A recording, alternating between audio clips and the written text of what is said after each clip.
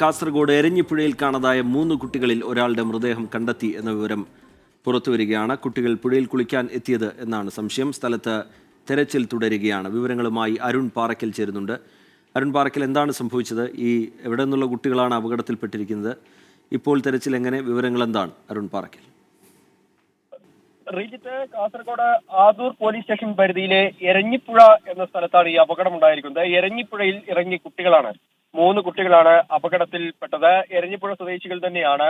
ഈ പോലീസ് ഇവരുടെ അതായത് പേരുവിവരങ്ങൾ സ്ഥിരീകരിച്ചിട്ടില്ല. എന്നാലും നമുക്ക് ലഭിക്കുന്ന വിവരങ്ങൾ അനുസരിച്ച് എരഞ്ഞിപ്പുഴ സ്വദേശി സിദ്ദിഖിന്റെ മകൻ റിയാസ് 17 വയസ്സ് മരണപ്പെട്ടു എന്ന വിവരം പുറത്തു വരുന്നുണ്ട്.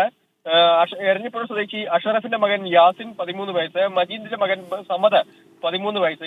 ഇവർ നിലവിൽ പുഴയിൽ കണ്ടെത്താൻ സാധിച്ചിട്ടില്ല എന്ന വിവരമാണ് പുറത്തു വരുന്നത്. പോലീസും ഫയർഫോഴ്സും നാട്ടുകാരും ചേർന്ന് ഇപ്പോഴും തെരച്ചിൽ തുടരുകയാണ്. ഇന്ന് ഉച്ചയോടെയാണ് കുട്ടികൾ പുഴയിലേക്ക് എത്തിയതെന്നാണ് മനസ്സിലാക്കാൻ സാധിക്കുന്നത്. ബന്ധുക്കളാണ് കുട്ടികളെന്നും പറയുന്നുണ്ട്.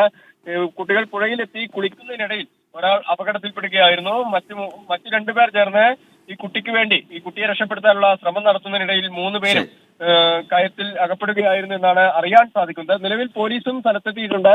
തെരച്ചിൽ ഇപ്പോഴും പുരോഗമിക്കുകയാണ്. 2 കുട്ടികളെ കണ്ടെത്താൻ സാധിച്ചിട്ടില്ല എന്നാണ് പറയുന്നത്. ഒരു കുട്ടി 3 കുട്ടികളെയാണ് പുഴയിൽ കാണാതായത്. അതിലൊരാളുടെ മൃതദേഹം ഇപ്പോൾ കണ്ടെത്തിയിരിക്കുന്നു എന്നുള്ള വിവരമാണ് പുറത്തുവരുന്നത്. കുട്ടികൾ പുഴയിൽ കുളിക്കാനെത്തിയപ്പോൾ അപകടം സംഭവിച്ചു എന്നുള്ളതാണ് ഈ ഘട്ടത്തിൽ മനസ്സിലാക്കുന്ന അരുൺ പാറയ്ക്കൽ അതിന്റെ വിശദാംശങ്ങൾ നൽകുകയായിരുന്നു.